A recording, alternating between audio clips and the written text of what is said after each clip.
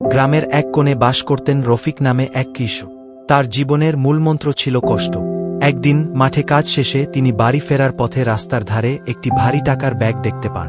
ব্যাগটি খুলে দেখেন ভেতরে প্রচুর টাকা আর কিছু গুরুত্বপূর্ণ কাগজপত্র। রফিক বুঝলেন এটি কোনো ধনী লোকের হারিয়ে যাওয়া জিনিস। তিনি টাকাগুলো নিজের করার কোনো চিন্তা করলেন না।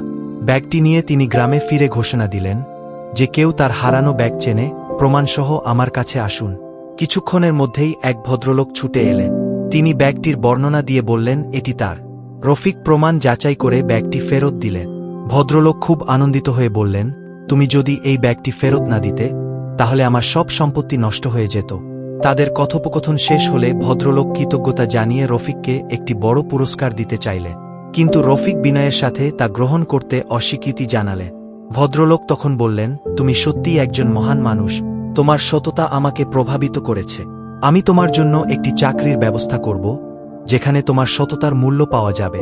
এরপর থেকে রফিক ধনী লোকটির প্রতিষ্ঠানে কাজ করতে লাগলেন। সততার জন্য রফিক সম্মান, সুখ এবং মানুষের ভালোবাসা অর্জন করলেন। শিক্ষা: সততার ফল সবসময় মিষ্টি হয়। সততা আমাদের জীবনে সুখ, শান্তি এবং সম্মান নিয়ে আসে।